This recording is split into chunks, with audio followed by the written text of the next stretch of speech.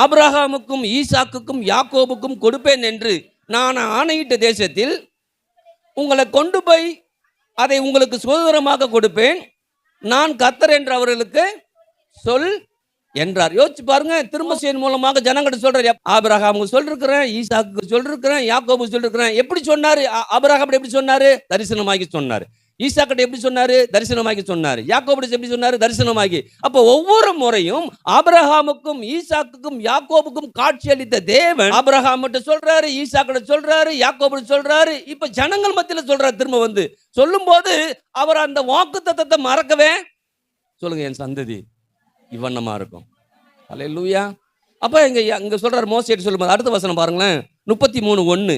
கர்த்தர் மோசேயை நோக்கி, நீயும் எகிப்து தேசத்திலிருந்து நீ அழைத்து கொண்டு வந்த ஜனங்களும் இவ்விடத்தை விட்டு புறப்பட்டு உன் சந்ததிக்கு கொடுப்பேன் என்று நான் ஆபிரகாமுக்கும் ஈசாக்குக்கும் யாக்கோபுக்கும் ஆணையிட்டு கொடுத்த பாலும் தேனும் ஓடுகிற தேசத்துக்கு. நீங்க யோசிச்சு பாருங்க, இன்னைக்கு நீங்களும் நானும் ஆண்டவர்கிட்ட எப்படி வந்து நன்மையை பெற்றுக்கொள்ளலாம்னா, ஆண்டவர் கொடுத்த வாக்கு தத்துவம், ஆண்டவர் கொடுத்த வார்த்தை, அந்த வார்த்தையை வச்சு அவர்கிட்ட வரும்போதெல்லாம் அந்த ஒவ்வொரு முறையும் அதை நிறைவேற்ற போதுமானவராய் இருக்கிறார். இப்ப ஆபிரகாம் பார்த்த இல்லையா, சந்ததிக்கு கொடுப்பேன்னு சொன்னாரு, ஆனா பஞ்சம். ஈசாக்கு கொடுப்பேன்னு சொன்னாரு, பஞ்சம். யாக்கோபு கொடுப்பேன்னு சொல்றாரு, அவன் தனித்து விடப்பட்ட நிலை, எல்லாமே பிரச்சனை இருந்த சூழ்நிலை.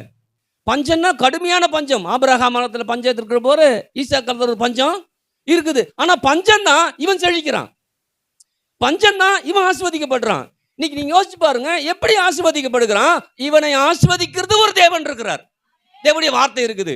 கர்த்தர் உங்களுக்கு வாக்குத்தத்தம் கொடுத்துட்டாரா? நீங்க இருக்கிற ஊர்ல உங்களுக்கு பிரச்சனையா இருக்கலாம், கஷ்டமா இருக்கலாம், என்னன்னாலும் இருக்கலாம், எதிர்ப்பு இருக்கலாம், சவால்கள் இருக்கலாம், மதிக்காம கூட இருக்கலாம்.